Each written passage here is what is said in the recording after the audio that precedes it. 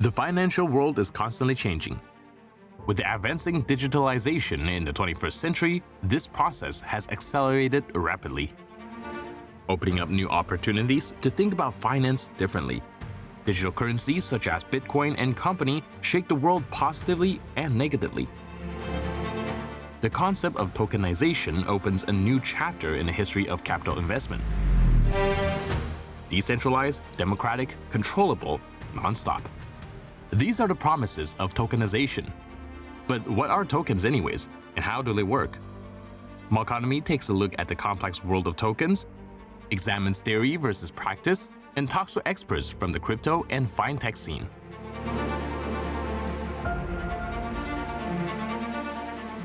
Token, economic system of the future. As early as about 5,000 years ago, people traded by exchanging goods or services. Over time, opportunities developed to also trade shares in goods or services and even sell them to the public in order to raise capital. This is how the stock markets came into being, where companies offer individual small company shares to a variety of investors to invest in the future of the company. This need for shareholding has increased more and more and ultimately developed into the global financial market. Tokenization meets this need in an even more extreme way. This is because tokenization is a further segmentation of a unit or a component into other individual components. A kind of fractionalization. For example, shares can also be further fractioned and the resulting units can in turn be traded. However, the special and new thing about tokenization is not the segmentation, but its linking with another process that makes tokenizations interesting in the first place: the digital and decentralized storage of the fractions in the blockchain. Individual sectors of the market for tokenized assets are currently still in a kind of discovery or experimentation phase. Its value is estimated at less than $20 billion. The value of the total market for digital assets is about $350 billion. This is where the enormous growth potential becomes clear. Tokenization and blockchain technology could fundamentally change the financial and banking sector. By 2027, this growth will increase dramatically to an estimated $6.89 billion. Fintech is one of the biggest players that will shake up the digital token game. In 2022, the United States held the largest market share. But what is tokenization? How do all these new token-based players operate in the fintech market? What is their agenda and what are their products? In Europe, Luxembourg-based Tokenization is one of the market leaders in providing an institutional and modular end-to-end platform that enables the issuance, transfer, and management of tradable digital assets and security tokens, such as tokenized loans, structured debt securities, stock and funds. This private B2B company provides an end-to-end platform for the unified issuance, management, and trading of service and security tokens. The company valuation for Tokenization range from $22 million to $33 million, with a revenue estimate of $6.5 million for the year and a fund of $11 million. The company uses Ethereum and Polygon's blockchain technology and works with the ERC-3643 token standard. Another interesting player in the European market is a Berlin-based company Bitbon. They have launched the first security token offering in Europe.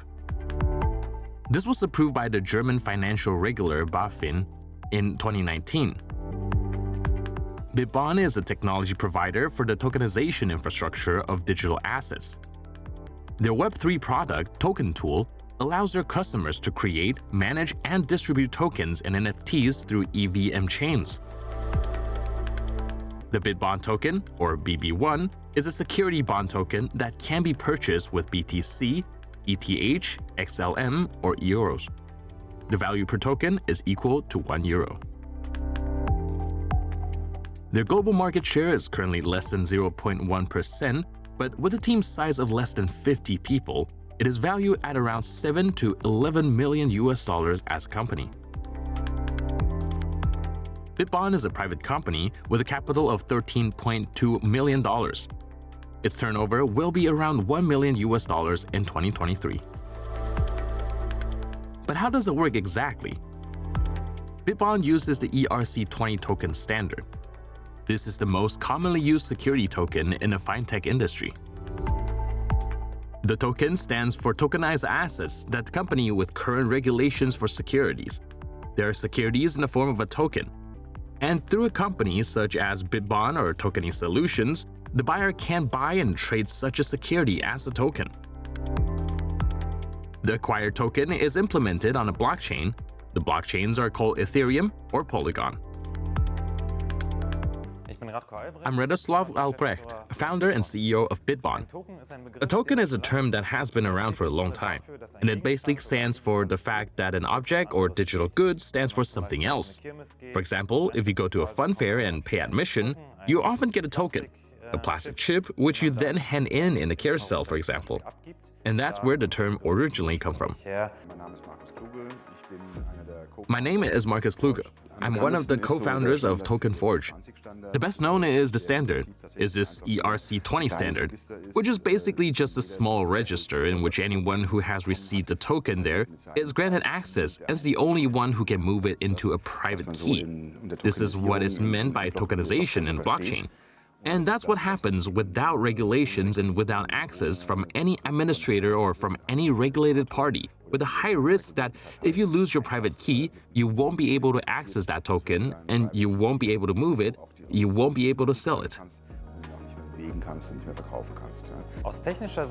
From a technical point of view, a token is basically a database entry, and it says which address, which is basically the digital place where token is stored, how many pieces, how many token has, and is implemented by so-called program code, which in the context of blockchains is also called smart contracts. But basically, this is a program code that describes what are the technical properties of the token and who owns the token and who holds these tokens.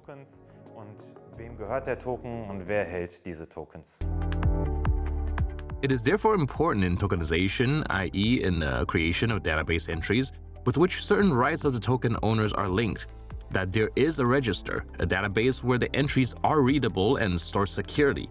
This register is granted by the ERC20 standard just mentioned. It sits on a blockchain, so it's secure. The token stands for a value, for a service. Tokens, as we understand them today in the field, have been around since around 2014-2015.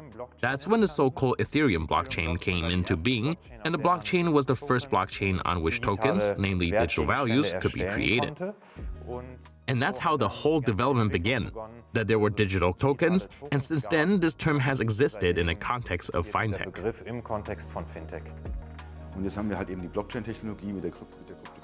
And now we have the blockchain technology with the one with the cryptography and the signature, which just make a lot more personal responsibility possible, because everyone in the game can just see, hey, that's really the one who owns the asset, who transfers it, and that's what this private key takes care of, public pair. That then just makes this thing safe.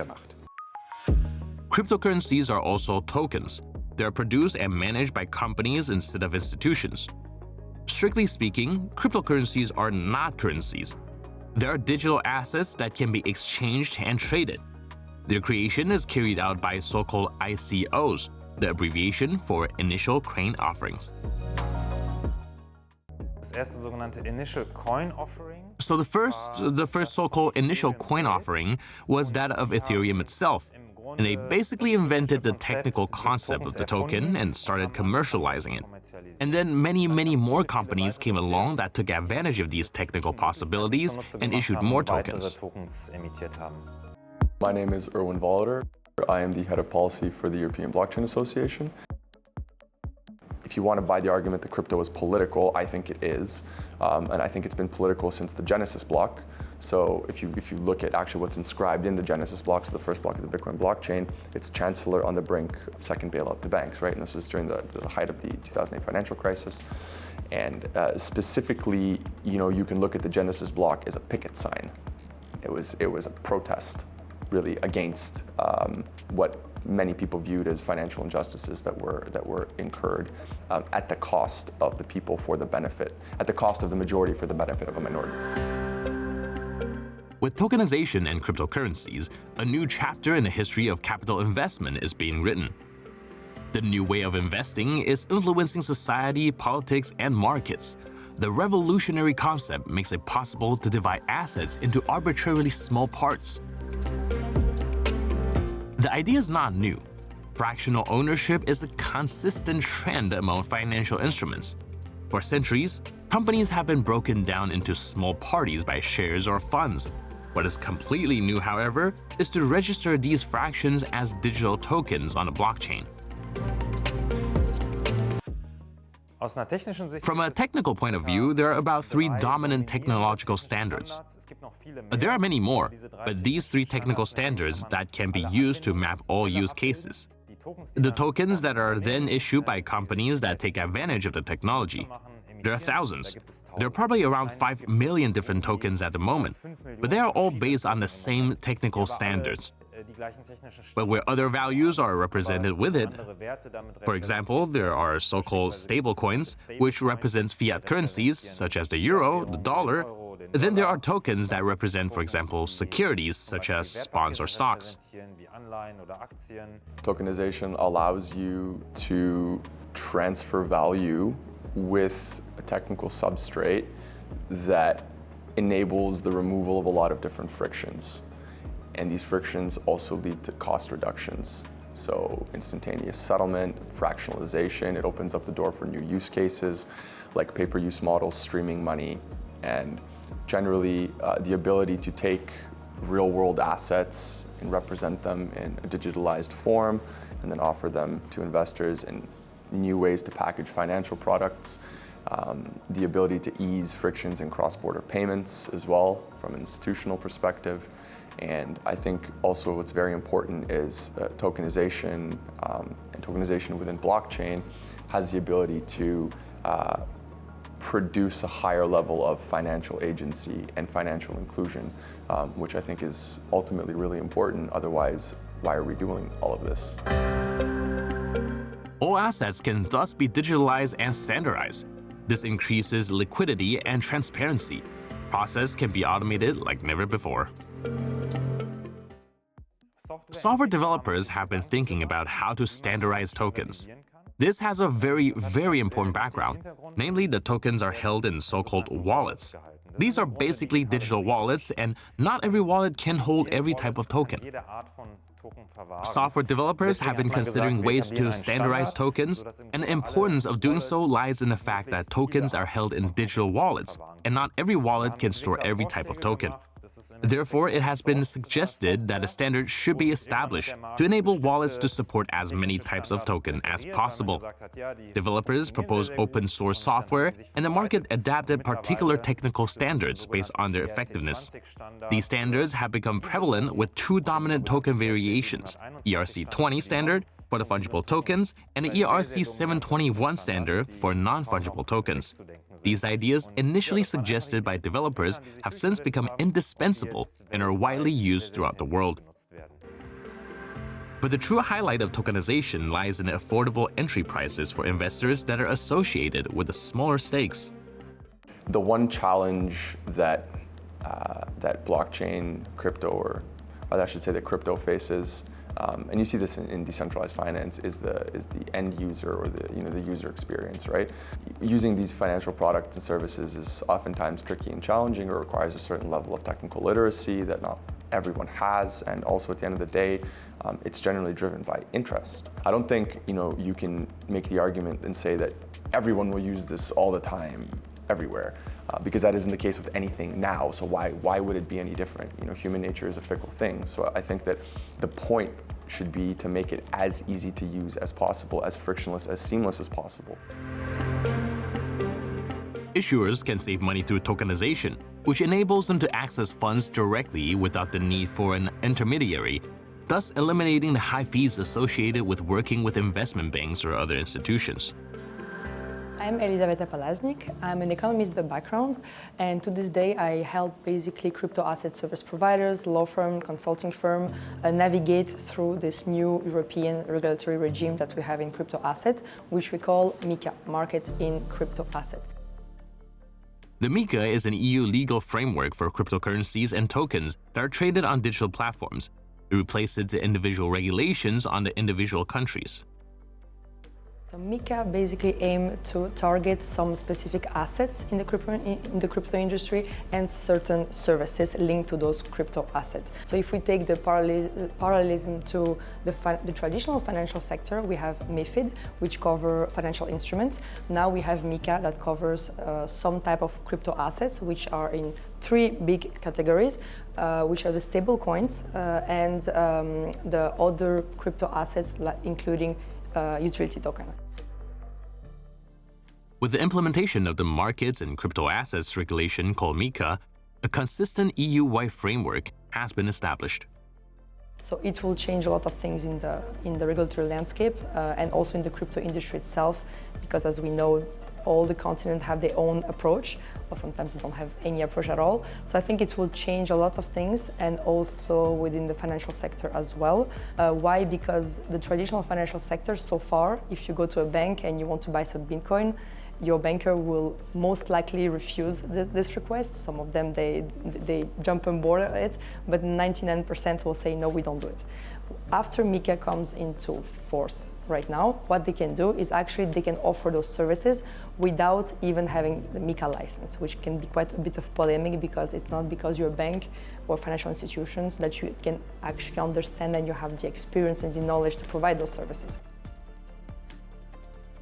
Cryptocurrencies are traded through crypto exchanges.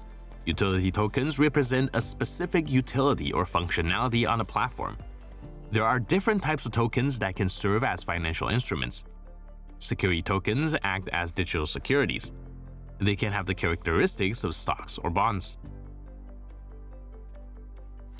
Ein Security Token ist ein Token, der normalerweise A security token usually certifies as a security.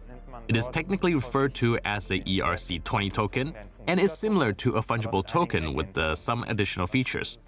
It is crucial to identify the token holders for securities, and specific technical settings can be implemented to restrict the transaction of these tokens to a particular whitelist of recipient.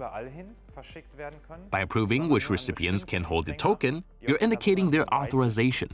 Security tokens are commonly designed this way, as issuers usually need to know and sometimes may be legally mandated to know the owner of the tokens. Diejenigen, die diese Token herausgeben, häufig wissen möchten oder auch teilweise gesetzlich wissen müssen, wer diese Token hält.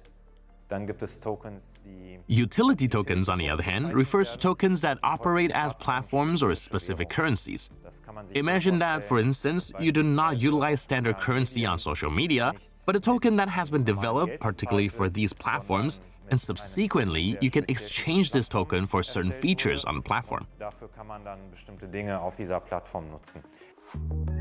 The process of tokenization begins with the collection of information about the assets. This can be, for example, a detailed description of a property, or a list of works of art in a collection with all their individual characteristics. This information is then converted into a digital form and stored. Subsequently, a token is generated that represents the ownership rights to the described tangible asset. The token is also stored on the blockchain and contains a unique digital fingerprint of the asset thanks to the individual information. Es gibt eine ganze Menge Widerstand, einfach weil There is a considerable opposition because it represents a new technology and a paradigm shift in the approach.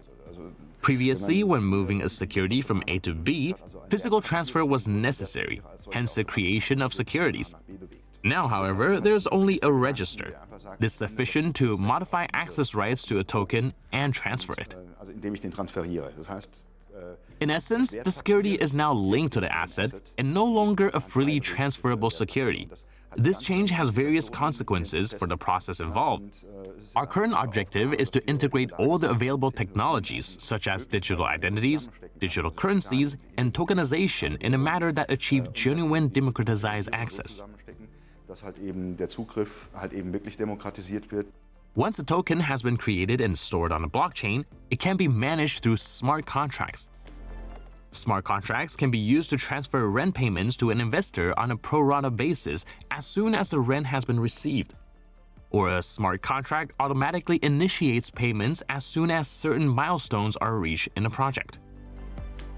The interesting thing about token is, you could say it's a smart contract that is registered on a blockchain, but in the end we talk about programmable values. I don't want to say money here because there might be a difference between money and its regulation and transferable values. But it will be very important, for example, if we think about sustainability, that we not only introduce a new digital asset, but that it generates impact. So we need to add meaning to a certain nominal factor. And this will be, I think, the most relevant aspect of tokenization, that we create digital units for whatever underlying asset, but that we can optimize its use, we can incentivize certain behaviors. Investment in tokenized real estate represents one of the most recent advancements in the property industry. Tokenization enables houses and apartments to be divided and sold in numerous smaller units. Small programs act like a bridge between the property and an online trading platform. Hence, tokens create a digital representation of a property, facilitating its digital transfer.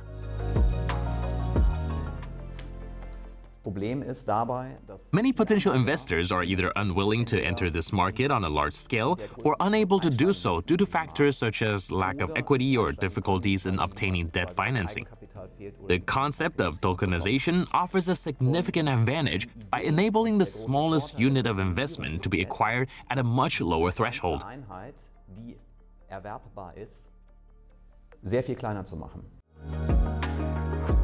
For instance, a flat owner could split a property worth 100,000 euro into 1,000 tokens. Each token would be valued at 100 euros, representing a small portion of the flat. Investors would then hold the rights to a particular percentage of rental income with each token. After deducting costs like property tax, repairs, and insurance, investors stand to profit as the apartment increases in value over time and rental income grows. Another benefit of tokenization is the ability to convert the individual tokens anytime 24/7 via apps or trading platforms. Furthermore, the need to visit a notary and have the property or share notarized before purchasing is eliminated.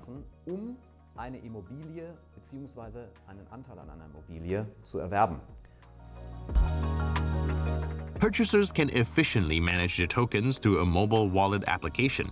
The app's features may vary depending on its design, allowing users to track their incoming payments, monitor token value fluctuations via chart displays, and sell tokens through their smartphones. Real estate tokens follow similar regulations to securities and do not provide physical ownership of the underlying property. Essentially, a real estate token functions as a loan that the provider utilizes for property financing. The loan's interest is covered by the rental income, which poses a risk of loss. The possibility of rent defaults and, in extreme cases, the provider's insolvency increases this risk as compared to investing through a property fund, which is usually diversified across many properties. In Germany, such a scenario isn't yet to be realized due to the absence of a regulatory framework that facilitates the scrutinization of property rights associated with land and real estate. The process of purchasing a property is still associated with significant bureaucracy, lengthy procedures, and subsequent high costs.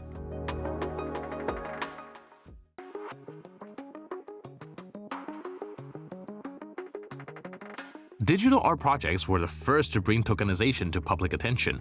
With this assistance of non-fungible tokens, digital art pieces are typically secured as a whole in the blockchain. In March 2021, American artist Beeple sold a digital collage comprising 5,000 individual images for an extraordinary $69.35 million at an auction. A single tweet by Jack Dorsey, founder of Twitter, was purchased by a fan for an impressive sum of $2.9 million. My name is Everfresh, also known as Sebastian Pfeiffer, so that's my real name. We are not going to see anything like we've seen in 2021, so that ship has sailed. My hope actually is that the market will reach a more mature state where price levels are reasonable and artists can actually live off their art sales in that digital space. It's never gonna be everyone, that's clear, but you know, like that's not how it works. So it's always just gonna be a few that will be able to make a living out of it. If you look at the sheer numbers, the people collecting crypto art is growing and growing and growing. My name is Sergio Roberto Schmolt. I'm the founder and CEO of Magal. Magal stands for Meta Art Gallery. There is of course the 2021 January bubble where you had a crypto art NFT market explosion with 14,000%. If you have such a high increase, you fall down very, very briefly. So what we are doing right now, we are trying to get a new base level. And from that level, we can progress together with crypto, together with Bitcoin, together with everything that is behind it. Art tokens may be obtained from any location worldwide, allowing for international investment in the art industry. Twitter is the main platform to promote your stuff in the NFT world, and you can also use other social media platforms, but Twitter is by far the one with the most impact. I reach my audience mainly through Twitter. Of course, I promote my work on other social media platforms as well, but I've not noticed any correlation directly to sales through other platforms than Twitter. I would say the biggest trend right now is the thing that we are doing, coming from the metaverse and coming into in real life. So you can only feel crypto art if you can touch it, if you can see it, like here on our screens. And this is the step that a gallerist needs to do. With the help of non-fungible tokens, digital works of art are usually scrutinized as a whole in the blockchain. Even if an artist generates multiple NFTs of the exact same image, each one has a unique identity on the blockchain. Und das bedeutet, das sind Token, die im Grunde And that means these tokens are essentially unique. We can illustrate this concept by considering a €1 coin. When we hold this coin in our hand, we do not distinguish it from any other €1 coin as they have identical purchasing power. Such coins are referred to as fungible. The same principle applies to securities such as BMW shares. We do not differentiate between individual shares as they are fungible. The BMW share represents identical voting rights and value. Non-fungible tokens, NFTs, can be likened to artworks such as owning a unique Picasso painting or the Mona Lisa. While forgeries may exist, the genuine Mona Lisa is one of a kind and non-fungible with no other exact copies. Art also employs the concept of limited edition prints where a photo may have, for instance, only 100 copies, each with a unique number. Ein Fotodruck eine limitierte Auflage hat, 100 Stück beispielsweise, und jedes einzelne Foto. These numbered prints belong to a specific series, although numerous tokens can be used. The idea is for each token to be exclusively identified, but on the other hand, fungible security tokens are identical and can be exchanged for each other. Tokens identisch und austauschbar sind. We have some gray area, I would say, also regarding NFTs. So we have DeFi NFTs are not covered, so non-fungible tokens. However, it's not because you call something an NFT that it won't be under MICA. So they really are mentioning that if something is issued in a large series, it's an indicator of the fungibility. So then it doesn't necessarily mean it will be an NFT. But again, what is a large series? we don't know yet. So we hope we'll have some clarification down the road. But so those little things we can play with words, you don't know, especially that the technology evolved so quickly. Most NFT sales are actually auctions. They're not auctions in the classical sense, where there's like a guy with a hammer, but it's just you usually put your piece on a platform with a reserve, and once the reserve is met, then there's like you can define that how long the auction goes, but usually it's like a 24-hour auction. And then the timer starts and it runs for 24 hours, and then it depends if other people put in their bids as well, if the price goes up or not. Most platforms take between 5 and 15%. Some also take 20, most take between 5 and 15%. For artists themselves, tokenization could also be an exciting vehicle for the sale of their works. Theoretically, the artists can even offer themselves to investors as an investment. If their value increases, investors will benefit. On the other hand, the artists generate a regular additional income.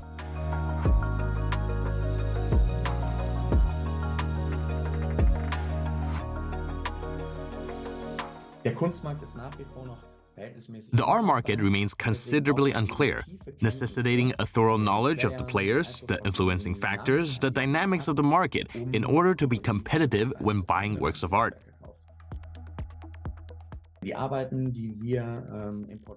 Our collection of works from the top 100 artists is usually unavailable at local galleries, but is sourced from the leading international galleries without access. Artworks become either unobtainable or extremely expensive due to multiple trade flows, each resulting in price increases.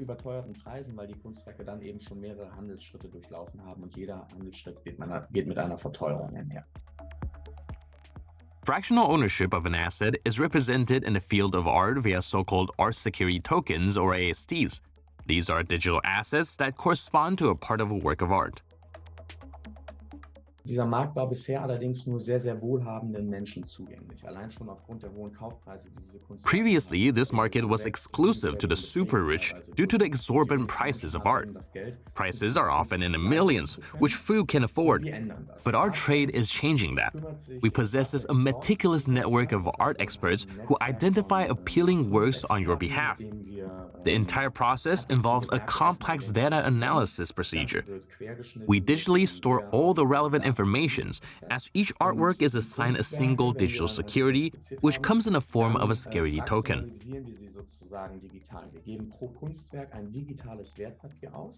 The value of one token corresponds to €1 of the artworks you value. In essence, this is a fully regulated digital security as per the new Electronic Securities Act. Digitales Wertpapier, voll reguliert nach EWPG, nach dem neuen elektronischen Wertpapiergesetz.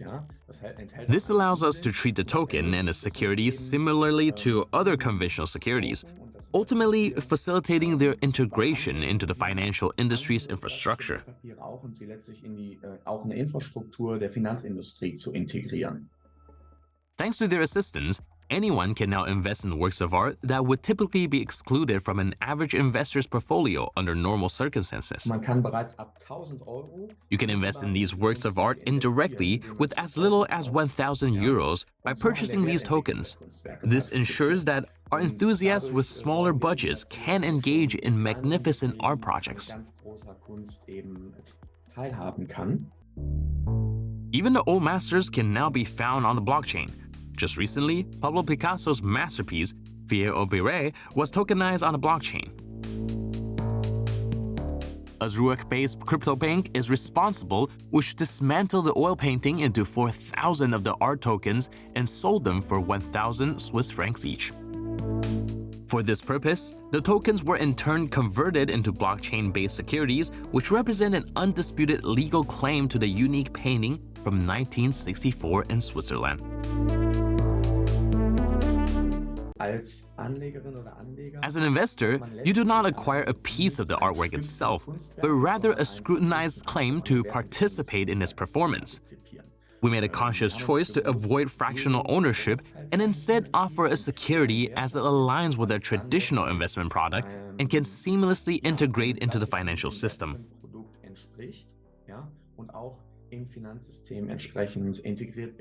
When works are traded on the secondary market, often after a prior purchase, the artist or artists typically do not participate further. However, we aim to expand this model in the long term by exploring the potential of structuring tokens in smart contracts. Currently, the concept remains uncertain. This would allow the artist to maintain a permanent stake in the value development of their artwork through a percentage of ownership. I see a very bright future when I look at my kids, the things they collect, Fortnite skins or some digital weapons for a game. This kind of collection feeling is parallel to crypto art collection. Yeah? So people will not hang a Picasso in oil painting on their wall. My kids will not do it, they will collect other art. And this may be the art that they are collecting. Funding for major art galleries, museums, collections, and artwork storage facilities could also benefit from tokenization in the near future, because they invest huge sums in the protection of their artworks. Theft, vandalism, preventing this costs money. Money that museums don't have. The entrance fees and funding pots are often not enough to expand the collections. Tokenizations could help them gain this liquidity. It could make the collection or a selected part of it available to investors who make a profit from the increase in the value of the artworks.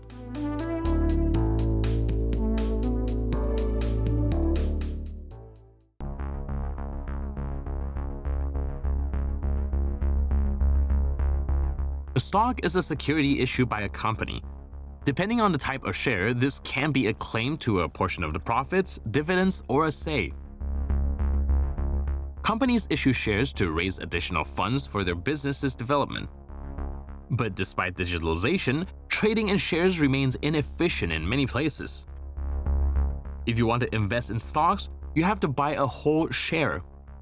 However, the shares of large companies often cost over $1,000. This limits the circle of those who can't afford it. And even if you secure a fraction of the large companies, this automatically eliminates the possibility of diversifying your portfolio by investing in multiple stocks. My name is Philip Piper. I'm the founder of Swarm. We are a tokenization platform that does both primary issuance as well as secondary trading. In the past 2 years, there's been obviously a very high degree of focus on crypto assets. So basically, Bitcoin and derivatives of Bitcoin, as well as sort of other native assets that were on sort of the blockchain like Ethereum.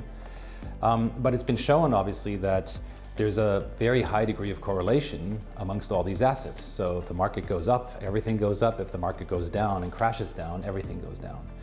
So in that world, there is a need to actually have something called real world assets replicated onto chain, which actually derive the value of what they are from the underlying asset that is connected with that kind of digital asset. So a good example of that is basically a stablecoin. Tokenization makes it possible to buy fractional shares of these large companies. Instead of buying an entire share, you can only buy a portion of a share and thus generate a proportionate return. Tokenization is used to create digital images of securities that have already been issued. This is referred to as token derivatives. These are scrutinized in the blockchain and thus embedded in a more flexible infrastructure. So in principle, you get a normal stock, but with the advantage of cryptocurrencies.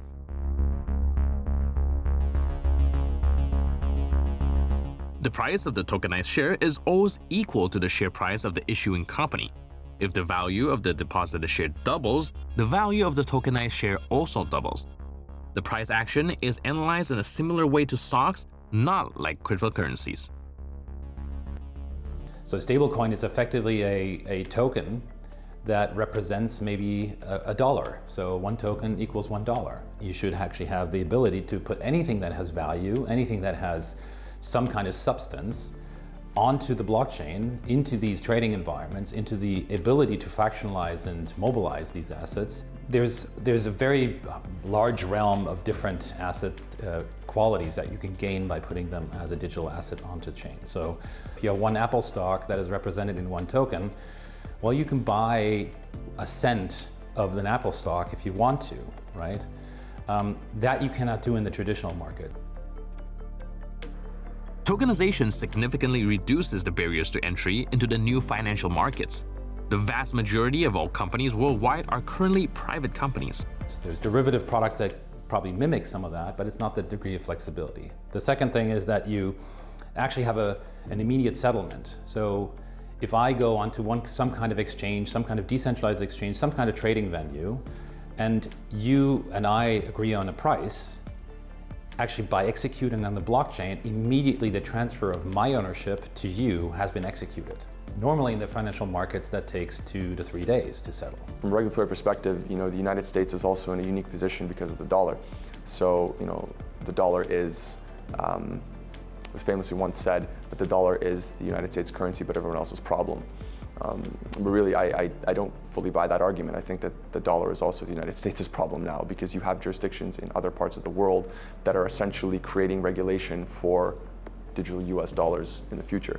And none of this is coming from the US yet. So, regulating stablecoins is one of the lower hanging fruit that they could tackle in terms of reasserting this position of dollar hegemony. And this is not a position that Europe has to the same degree. I mean, the US dollar still makes up somewhere around like 60% of global reserve. The United States political system is also by design an invitation to struggle. And it has been since the Declaration of Independence. So you always have to, when you're looking at the US, you always have to think of this. The tokenized share thus built a bridge between traditional stock exchange such as Extra or the Frankfurt Stock Exchange and a crypto exchange such as Binance. Depending on the network and crypto exchange, token transactions can be processed in a matter of minutes. If you have the ability to trade on a 24/7 basis without any kind of stoppage of the market, it's a benefit. It actually means real money for people. If you can attach governance processes to these technical things, it is a benefit because you have a much more real-time interaction with the way that the asset down below can actually transact.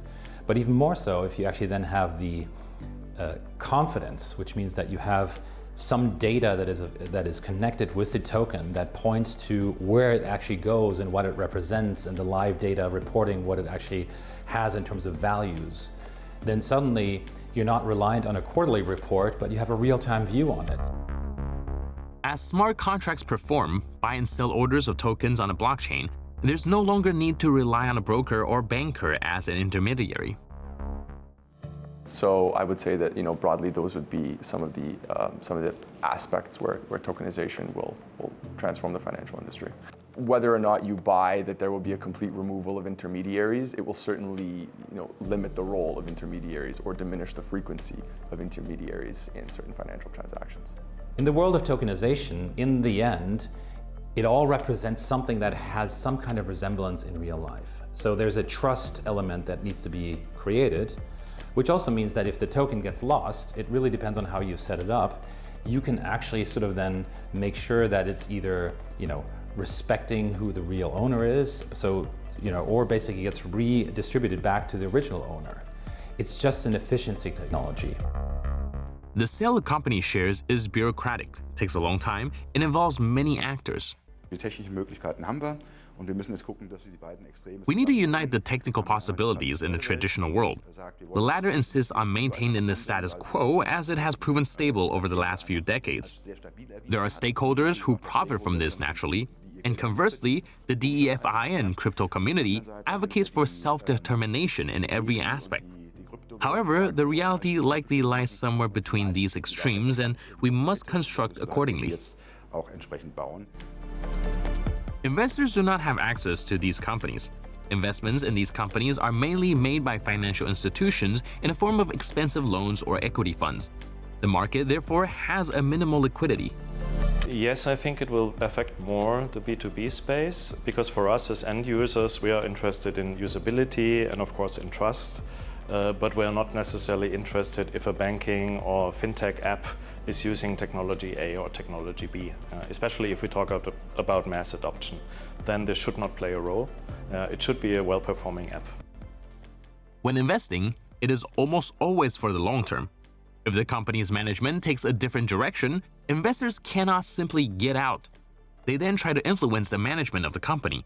The process becomes sluggish. Just to think of this as, well, it's an open system and therefore everyone has access, that's also not entirely true. It means that depending how you set up the system, and that very much depends on what asset it represents, you have restrictions that you artificially have to build into the system, that only a certain type of customer can buy into those specific asset tokens, or that there's only a certain behavior that is allowed to be executed with the token. So there's a very much a technology enforced restriction. But what it gives you is actually a much higher degree of confidence from a regulatory process as well, that because it's code and because it's actually enforcing what the code is being told to do, that you cannot really bypass it.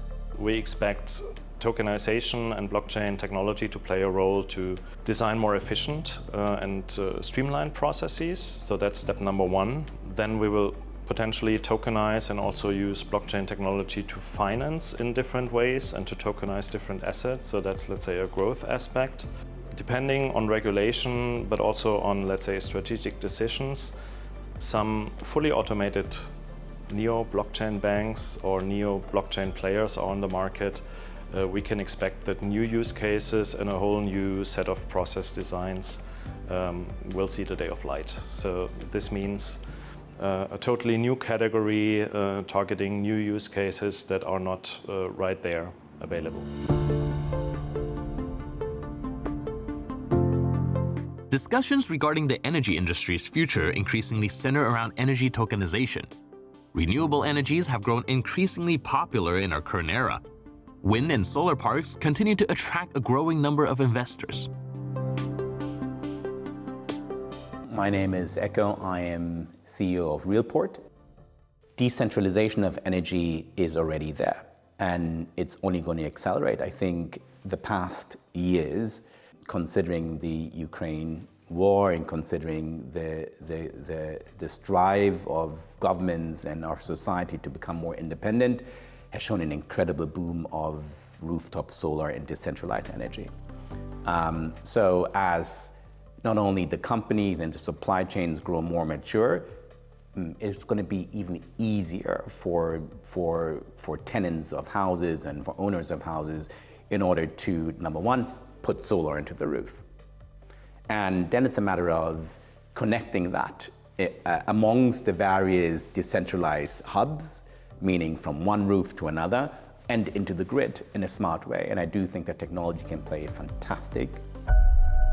The energy sector's intricate network is hindered by outdated infrastructure and numerous inefficient processes. Utilizing blockchain can enhance the efficiency of the energy supply. And efficiency means saving costs. Saving costs means that you can bring in smaller projects, and smaller projects also means that you can bring in smaller investors. Biggest advantage is for the smaller guys. It's making it more efficient, making access more efficient, and also enabling smaller wind farms in order to participate within the energy economy. Thanks to its decentralized architecture, it can document and supply chains of multiple energy producers simultaneously, which is a much more complex process with the centralized systems. In such systems, every producer has to first send their data to a central location for bundling and processing. In a decentralized blockchain network, anyone can feed the data directly. By means of tokenization, a digital copy of each physical energy unit can be stored on a blockchain. This automation of administrative processes can significantly reduce the cost of energy. The way we see it, there are two different forms. One form is sharing the economic performance out of an energy project or out of a renewable energy project. That means a generator wants to set up a wind farm and needs investors, right? And will promise essentially the proceeds of this wind farm to be shared amongst the investors. So now we can tokenize essentially the future proceeds of these of this project with multiple investors. So that's one part. And the much more difficult part is how do we certify renewable energy, through national agencies and make it fungible or tradable in a sense. Blockchain technology allows for the tracing of energy from the source to the end consumer. Certificates can be issued if required for proof of purchase. This can be a crucial factor, particularly considering the stringent regulations for renewable energy. Currently, it is difficult to ascertain whether the energy derives from wind, solar, or another source. A third party is required to certify the origin, and these certificates may be traded. Greenwashing is facilitated.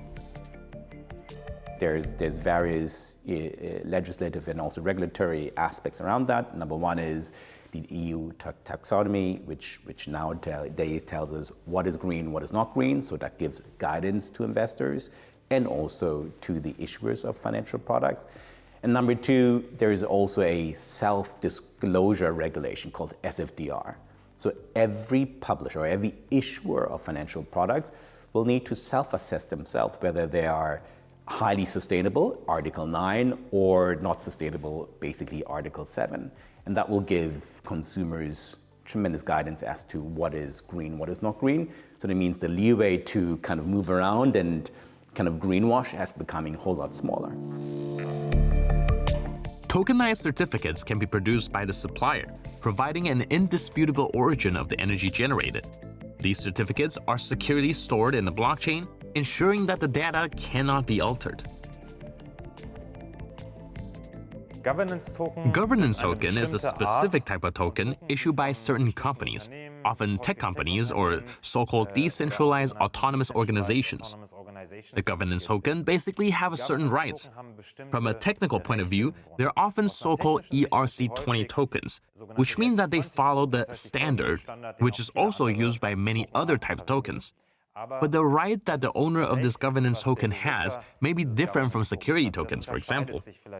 The governance token often scrutinize voting rights, i.e., you own the governance tokens and they are issued by companies.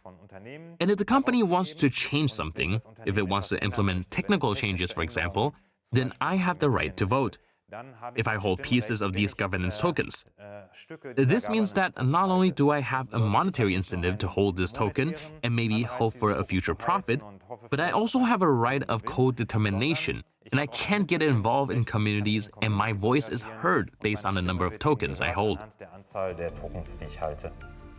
Now, the big challenge here lies, how do consumers, be it a business consumer or even a regular retail consumer, buy into certificated or into certified renewable energy sources?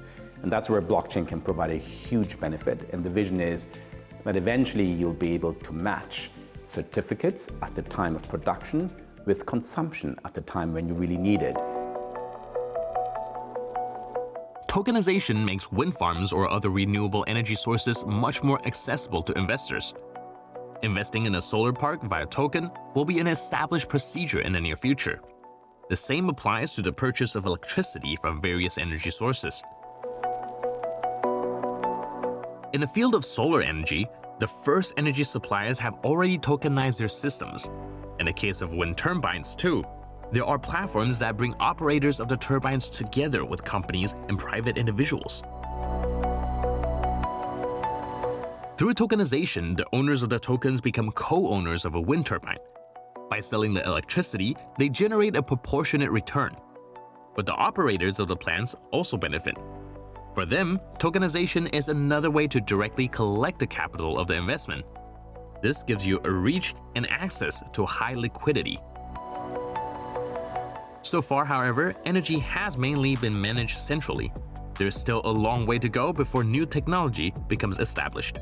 The next step is now connecting neighborhoods. The same way as larger projects of renewable energies are now participating entire communities in exchange for the permission of erecting a solar farm or a wind farm into participating into that, right? Into the consumption of the energy which is being produced.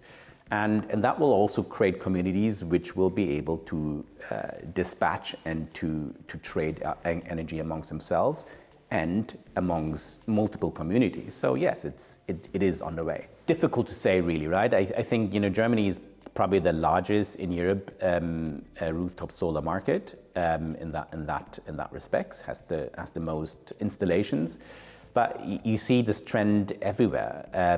You see France has very, very strong regulation, and in the UK, in Italy as well. I think you must see it as a pan-European move. The calls for sustainability, human rights, or animal welfare have been audibly louder for years.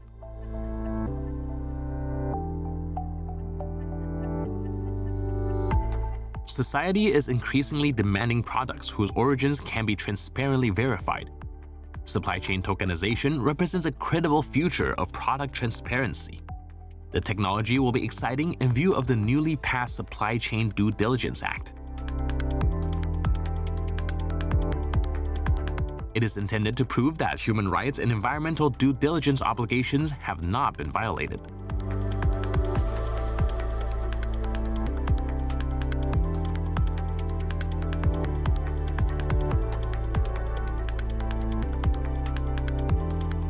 Companies will be required to document every step of the supply chain for authorities and consumers. Sustainability should thus become comprehensible, verifiable, and visible. Tokenization makes it possible to track a product along the entire value chain. Using a commercially available smartphone, all relevant information about a product is collected and stored in a token. Any kind of information can be stored via app. Every production step and every raw material within the supply chain can be reliably retrieved at any time.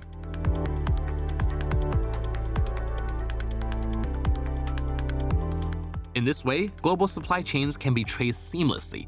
While a supply chain based on blockchain technology can ensure complete documentation for this reporting, artificial intelligence can help to carry out corresponding risk analysis. For example, AI can analyze contracts with suppliers for human rights and environmental standards.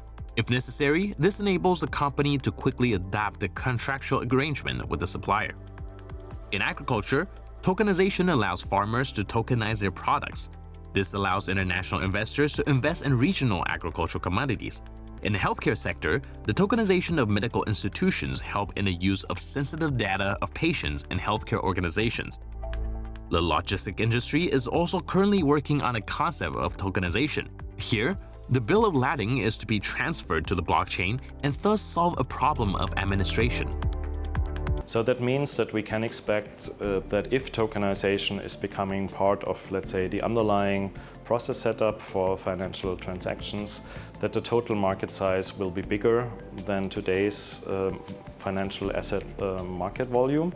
But of course, this will not happen overnight. It will happen in different steps, depending on regulation, on innovation, and on general acceptance. We need democratic discussions about things, we need governance. So it could take anything between 5 and 20 years, and it will happen in steps. But the addressable market size will become bigger. Despite the many benefits and its increasing prevalence, blockchain-based asset tokenization also has its limitations. A disadvantage that still exists with tokens in general today is the scalability of the underlying blockchains. If you wanted to put the entire security businesses that exist worldwide on a blockchain today in order to tokenize all securities, then the blockchains would not be able to map the transaction volume that is processed there. This means that the system would simply be overloaded and overwhelmed, and this is probably one of the main disadvantages of tokens.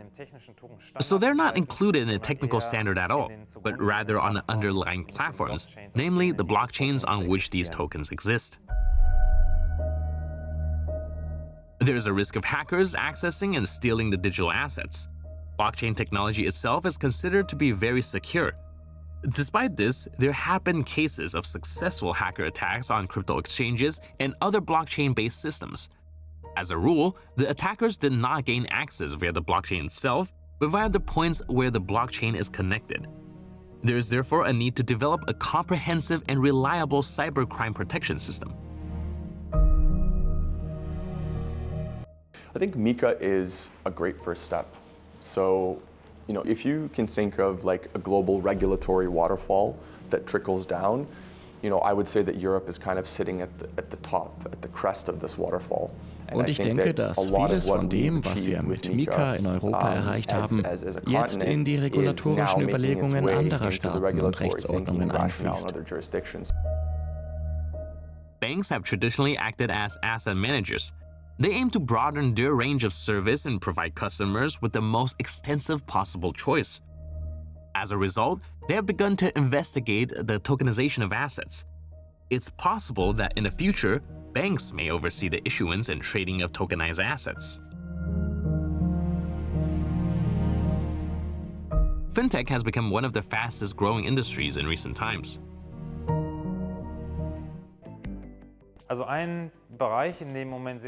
So one area where there is currently a lot of innovation in tokens is the so-called payment processing. You can also take the security tokens as an example. A bond, for example, pays a regular coupon, perhaps a certain interest rate once a year, to those who hold that bond. You can equip the token with so much information that it knows the amount of the interest coupon and automatically collects the interest amount from the issuer and then automatically distribute it to investors. In a traditional world, in the banking world, there is the so-called paying agent. So when a company issues a bond, there is a bank that is designated as the paying agent and then ensures that the issuer pays its interest on time and distributes it to the investors. And this can be automated by program code, also by so-called smart contracts, and this information can be given to the token. Talking about the ecological impact of blockchains, I think, is a big deal. But we as an industry have to ask ourselves what's right and wrong, right? A lot of people from looking at it from the outside then think that all that energy is the same energy mix as the energy that goes into our daily consumption. And as much as that was the case, it's changed dramatically. So there's a lot of regenerative energies that have been started to be used, the hydro energy, wind energy, but also solar energy, that basically go into these node computations. And this is energy that never has been used in a consumer's perspective. So it's not competing against the energy that you and I use in our daily lives. More than 60% right now is already regenerative energy that the Bitcoin network actually uses, and the rest is still something to work on. In particular, financing via tokens has the chance to drastically change the global economy in the future. Companies will be able to map real assets online and finance them in a decentralized manner. Existing financial services are being replaced by decentralized solutions. And I think that in the future, what we're likely going to see is on the side of payments and crypto, and we'll have different digital currency areas. So you could have stable coins and commercial bank money tokens and different kinds of CBDCs, and these will all exist in cash. These will all exist in some, as Germans say, Mischung, right? In some mix together. And I don't think that one will necessarily crowd out the other. On the other hand, I also believe that a lot of why we see an interest in crypto, and I think globally it's about like 23% of people globally hold crypto. In Europe, I think the average is around 17. So we're still on the lower side compared to the global average, but it's growing. And I think it's confidence, right? So like if people don't have confidence in the system, they look for alternatives. And I think that the challenge from a political perspective for the governments, for nation states, is how do we instill confidence in our systems in an age of digital transformation? And there's no easy answer to that question. And I think that at the same time, it might be a little naive to assume that crypto can solve all of the world's problems. So I would say that we need some sort of tempered optimism, right, or tailored optimism. There is currently still a lack of standardization of the networks. In addition, legal standards must be developed to provide companies and investors alike with clarity and thus security. We can already see the effects on our society today. The technology has already arrived in the here and now.